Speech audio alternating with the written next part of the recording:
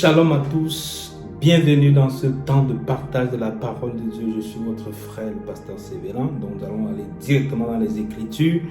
Alors, ce jour, je vais vous parler, comme j'avais promis, des deux plans de rédemption qui ont été présentés à nos ancêtres Adam et Ève. Et donc, j'aimerais que nous puissions comprendre qu'au-delà d'avoir mangé un fruit, comme je le disais la dernière fois, c'est véritablement quelque chose de marquant, c'est véritablement deux plans de rédemption qui ont été proposés à l'homme dans le jardin d'Éden. Il faut savoir une chose qui est assez marquante, c'est que quand on lit à partir du verset 1er du chapitre 3 du livre de la Genèse, donc du Bereshit en hébreu, Genèse veut dire Bereshit, donc B comme dans, Reshit, donc la tête, donc dans un commencement, dans un début. Et donc, du coup, voyons, le serpent était le plus rusé de tous les animaux que l'Éternel, notre Dieu, avait fait. Il dit à la femme, Dieu a-t-il réellement dit, vous ne mangerez pas de tous les arbres du jardin? La femme dit au serpent, nous ne pouvons manger du fruit des arbres du jardin, mais quant au fruit de l'arbre qui est au milieu du jardin, Dieu a dit, vous n'en mangerez pas, vous n'y toucherez pas, parce que le jour que vous le ferez, vous mourrez. Alors le serpent dit à la femme, pas du tout, vous ne mourrez pas. Dieu le sait, le jour où vous mangerez, vos yeux s'ouvriront et vous serez comme des dieux, comme lui, connaissant le bien et le mal. Il y a quelque chose qui est marquant ici, c'est que nous voyons, je veux d'abord faire relever une chose. J'ai dit la dernière fois que l'hébreu c'est une langue mathématique. Et donc, chaque lettre est rattachée à une valeur numérique en hébreu. Donc, on va voir que la première chose que je voulais d'abord faire remarquer, c'est que dans le jardin d'Éden, il y a deux personnalités. Il y a Dieu, il y a le Mashiach, le Mashiach est déjà là, qui est l'arbre de vie. Dans le jardin d'Éden, il y a l'arbre de vie, il y a l'arbre de la connaissance du bien et du mal. Donc, il y a le Mashiach qui est là, qui est la représentation parce qu'il est appelé l'arbre de vie. Même si son nom n'est pas décliné, Yeshua directement, là dans le jardin d'Éden, dans le Gan Eden, on voit déjà que le Mashiach, le Messie, se trouve dans le jardin d'Éden. Et Dieu n'avait pas défendu à l'homme de manger l'arbre de vie. C'est clair. Dieu ne l'a pas défendu. Au contraire, c'était même encouragé par Dieu de manger l'arbre de vie, de tout ce qu'il y a dans le jardin, y compris l'arbre de vie. Mais l'arbre là, tu ne le toucheras pas. Donc il y a deux plans de rédemption. Et vous voulez savoir que vous sachiez qu'il y a aussi le Nachash, qui est le serpent, parce qu'en hébreu, serpent veut dire Nachash. Donc le Nachash, le serpent, était dans le jardin. Le Mashiach était aussi dans le jardin. Donc l'homme avait deux plans de rédemption devant lui. Et je voudrais faire remarquer une chose, c'est que, comme je vous ai dit, l'hébreu c'est une langue mathématique. Et donc en hébreu, Nachash, qui veut dire serpent, a pour valeur numérique 358. Nachash en hébreu a pour valeur numérique 358. Donc quand on additionne les lettres du nom Nachash en hébreu, ça nous donne la valeur numérique 358. N'oubliez pas que je vous ai dit que l'hébreu c'est une langue mathématique. Donc c'est pour ça qu'il y a un certain nombre de codifications dans la Bible, que quand vous décodez, vous découvrez un certain nombre de choses, de très grandes révélations à partir de ce qu'on appelle la gematria, qui est il fait comprendre, qui vous fait décoder la Bible à partir des valeurs numériques de chaque lettre de l'alphabet hébraïque. Donc, nous constatons que dans le jardin d'Éden, Nachash, c'est le serpent, sa valeur numérique c'est 358. Dans le même jardin d'Éden, nous constatons qu'il y a le Mashiach, que sa valeur numérique c'est quoi? C'est aussi 358. Donc, on voit dans le jardin d'Éden, Mashiach, quand on additionne les lettres de Mashiach, ça donne 358. Quand on additionne les lettres du Nachash, ça donne 358. La femme se retrouve donc dans le jardin d'Éden avec deux propositions de rédemption. C'est-à-dire le diable vient, le Nachash vient pour lui dire non, Dieu, voici ce que je te propose. Dieu a créé l'homme. Il y avait un tohu bohu. Il y avait un Tehom et Rocher, c'est-à-dire il y avait les ténèbres, le chaos, le vide, l'abîme qui était sur la terre. Quand Dieu a tout créé, le diable est venu mettre ce chamboulement. Et donc Dieu crée l'homme parce que donc Dieu veut que l'homme puisse contribuer à rétablir les choses, à tirer le monde dans le sens de sa rédemption, de la rédemption qu'il a prévue pour l'homme, pour l'humanité tout entière. C'est pour ça qu'il crée Adam. Il crée Adam avec un programme messianique. Yeshua a le même programme messianique que Adam dans le jardin d'Éden. Et donc, comprenez bien une chose, c'est que le programme messianique que le diable va venir proposer à l'homme et la femme, vous constaterez que c'est au-delà d'avoir mangé le fruit, parce que le français ne vous relate pas un certain nombre de choses. C'est un nombre de choses que vous découvrez dans l'hébreu. Ce n'est que l'hébreu qui vous amène à découvrir un certain nombre de choses. La Bible a été écrite en hébreu. Le Nouveau Testament, comme on pense même qu'il a été écrit en grec, plusieurs choses sont en train de faire douter même les chercheurs, les exégètes bibliques par rapport à cette assertion à laquelle on a cru depuis longtemps. La preuve qu'il y a 2 livres qu'on a découverts. Il y a le livre de Matthieu, ce qu'on appelle le Matthieu du Shem Tov, le livre de Matthieu qui a été découvert en hébreu, totalement en hébreu.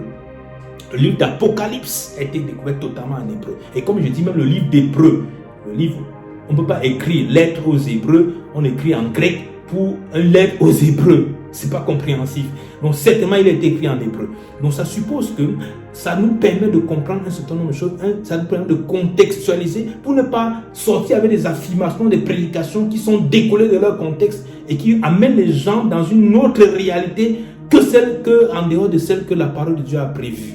Et donc, il est clair que le Messie, l'homme dans le jardin d'Éden, l'homme et la femme, le diable vient leur proposer un programme messianique. C'est pour ça qu'on a vu la dernière fois Nacha qui veut dire séduire. Ça suppose qu'il est venu donner l'illusion de montrer que voici ce que j'ai pour toi, voici vraiment ce que Dieu veut t'empêcher de jouir. Dieu sait que le jour que tu mangeras, tu seras comme Dieu. En fait, tu n'auras pas besoin de Dieu. Tu seras toi-même ton propre Dieu. C'est exactement quand nous regardons le monde actuel, les gens veulent être Dieu. La science, le scientisme, parce qu'on n'a rien contre la science. La science est juste là pour découvrir ce qui est déjà créé. Elle ne crée rien. Elle découvre, elle explique l'existant.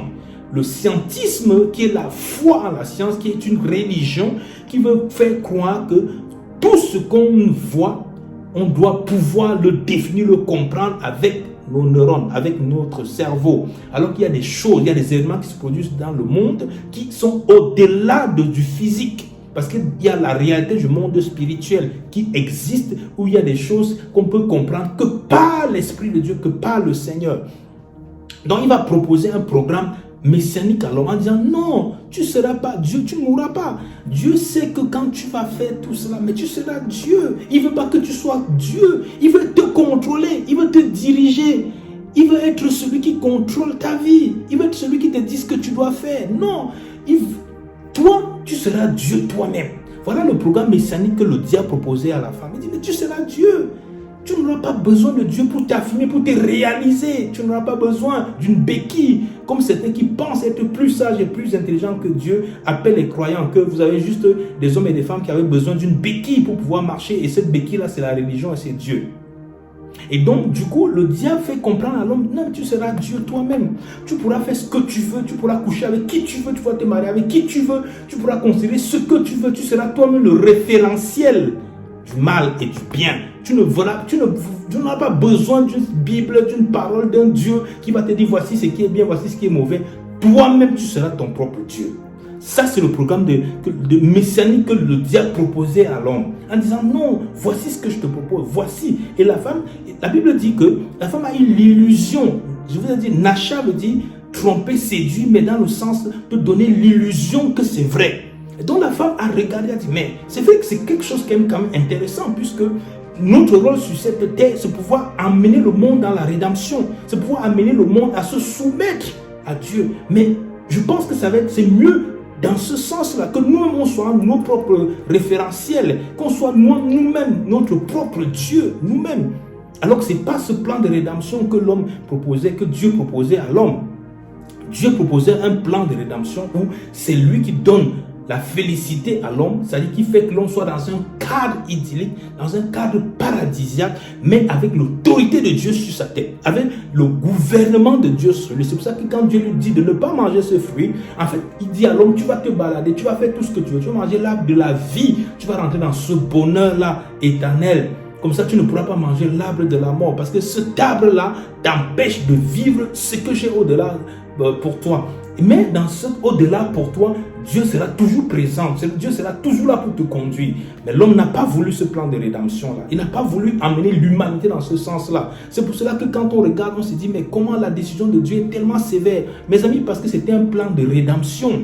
Ce n'était pas juste une question de fruits à manger. Ce n'était pas juste une question de désobéissance. C'était une question d'amener le monde entier dans une direction, dans un sens de la rédemption. Et n'oubliez pas une chose, c'est que en hébreu, comme je l'ai dit, Nachash, ce serpent, donc serpent et Machia se confondaient devant la femme. Parce qu'ils voyaient, dire, voilà, je ne comprends plus rien dans ces deux choses-là. Parce que n'oubliez pas, Yeshua s'est présenté aussi comme un serpent. Le Messie s'est présenté comme un serpent. Vous allez dire, voilà. Déjà, premièrement, avec l'épisode de Moïse. Quand le peuple pêche, qu'est-ce que Dieu dit? Tu vas lever la croix, tu vas lever un bâton. Qu'est-ce que tu vas faire? Tu vas mettre le serpent dessus, le serpent des reins. Tous ceux qui auront été mordus par les serpents de ce monde, quand ils regarderont ce serpent, ils auront la vie. Ils auront chai, littéralement en hébreu. Ils auront la vie. Et donc, mais qu'est-ce que le diable fait? Qu'est-ce que les hommes font? Les hommes ne veulent pas regarder. C'était juste lever les yeux vers là-bas. Mais il y a plusieurs qui n'ont pas voulu juste lever les yeux pour avoir la vie. Là, ils n'ont pas voulu. Ils ont voulu rester dans leur temporalité. Croire qu'eux-mêmes ils peuvent résoudre la chose. Croire qu'eux-mêmes ils peuvent se débrouiller d'eux-mêmes. Croire qu'eux-mêmes ils sont Dieu. C'est ça ce plan de rédemption que le diable a proposé à l'homme. Et n'oubliez pas que Yeshua donc se définit comme le serpent, élevé par Moïse. De même que le serpent va s'élever par Moïse. C'est de même, dans Jean chapitre 3, de même que Moïse a élevé le serpent dans le jardin, de même le Fils de l'homme sera élevé. Donc la femme, donc il y a cette confusion qu'on voit en hébreu, mais que pas en français. C'est-à-dire que la femme dit, waouh, Nachash, Machia. Où est la différence finalement? La différence était subtile, très subtile, très très subtile. La séduction, ça vient te donner l'illusion de la vérité, mais ce n'est pas la vérité. L'illusion que c'est tellement bien, c'est pour ça que la Bible dit qu'elle a été émerveillée par cela, parce qu'elle a vu, elle a été émerveillée. Mais c'était juste une illusion, parce que derrière c'était un gâteau empoisonné. Et là, l'humanité a été orientée dans cette direction-là. Et aujourd'hui, on voit quelle humanité. Les gens n'ont pas besoin de Dieu, les gens s'en foutent de Dieu, ils sont athées, ils pensent qu'ils peuvent s'en passer de Dieu, ils font tout pour s'en passer de Dieu.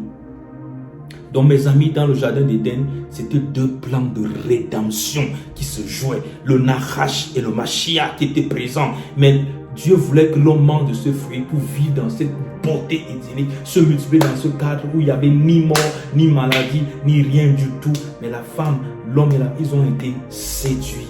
Ils ont été séduits parce que la séduction, c'est quand le faux ressemble étrangement au vrai. Quand le faux ressemble étrangement au vrai, c'est là qu'on a été séduit. Parce que la femme a regardé, ça a la même valeur numérique que Machia, Nachash. Ils sont en train de me proposer quelque chose qui semble être bien. Dieu de côté qui propose toute cette humanité-là dans ce jardin d'Éden paradisiaque, mais en respectant ses commandements, pendant que la femme voulait, le diable proposait à l'homme, dit que non, tu n'auras pas besoin d'un autre référentiel à part pour comprendre ce que tu dois faire pour toi, tu seras toi-même ton propre Dieu. Être Dieu sans Dieu. C'était ça le plan de la rédemption. C'était ça le plan messianique que Dieu proposait, que le diable proposait à l'homme. Mais le premier homme, Adam, a échoué. Dieu a suscité. C'est pour ça qu'on appelle Yeshua le deuxième Adam. Pourquoi? Parce que le premier avait le même rôle messianique. Il avait une tâche messianique pour faire entrer de l'humanité dans un plan messianique. Il a échoué. Dieu a suscité le second Adam, qui est Yeshua Mashiach, pour venir rétablir là où le premier a échoué. Et donc, quand tu viens à Yeshua, c'est-à-dire quoi? C'est-à-dire que tu acceptes le plan de la rédemption de Dieu. Tu acceptes que ta vie, désormais, le volant de ta vie, tu la remets à Dieu et tu fais confiance parce que dans ce volant-là, certes, il y aura des situations difficiles. Certes, les gens vont se moquer de toi. Certes, les gens vont te rejeter parfois. Certes, ça va être parfois difficile. Mais le malheur atteint souvent le juste. Mais l'Éternel en délivre toujours. Ma prière, c'est qu'on puisse marcher dans ce plan rédempteur de Dieu. Parce que de temps en temps, le diable veut bien nous y extraire pour faire comprendre que ton bonheur, en fait, depuis que j'ai connu le Seigneur, c'est un peu comme si tout ne va pas. Non, le diable veut t'amener à rentrer dans son plan rédempteur qu'il propose, dans son plan messianique qu'il propose. Mais c'est un plan messianique qui amène à la mort, à la destruction.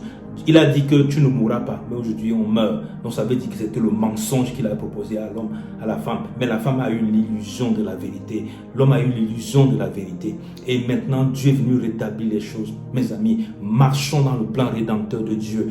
Marchons dans ce que Dieu a pour nous. Parce que Dieu a la vie pour nous. C'est vrai, le monde va nous rejeter. Le monde va se moquer de toi. Il va tout faire. Mais marche avec Dieu. Tiens ferme. Tiens ferme. Le bonheur, il est devant. Tiens ferme, sois courageux, marche avec Dieu, mon bien-aimé, marche avec l'Éternel. Que Dieu te bénisse par ses paroles, que tu sois édifié, que ton âme soit restaurée, que la consolation de Dieu vienne sur toi alors que tu écoutes ces paroles, que l'Éternel console ta vie. Pose la main où tu sens mal. Pendant que tu poses la main où tu sens mal, je voudrais déclarer dans le nom de Yeshua, par la puissance de Dieu, que cette maladie soit terrassée de ton corps, qu'il soit chassé dans les abîmes. Esprit impur, je te chasse de cette vie. J'appelle la rédemption de Dieu. J'appelle la puissance de l'Esprit de Dieu. Que tu sois touché, que tu sois guéri dans le nom de Yeshua. Que la puissance de Dieu te libère. Que ce dossier, oui, ce dossier que tu as posé, que tu attends la résolution, pose ta main maintenant sur ta tête et je déclare que ce dossier est résolu.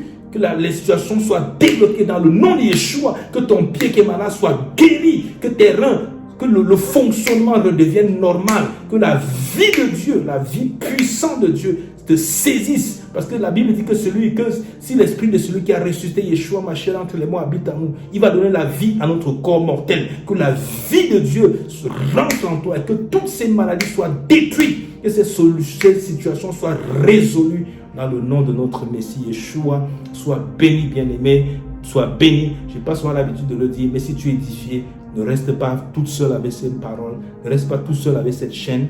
Partage au maximum et que l'Éternel, notre Dieu, le Dieu d'Israël, te bénisse abondamment. Et jusqu'à la prochaine fois qu'on aura l'occasion d'échanger ensemble, je te souhaite un grand Shalom.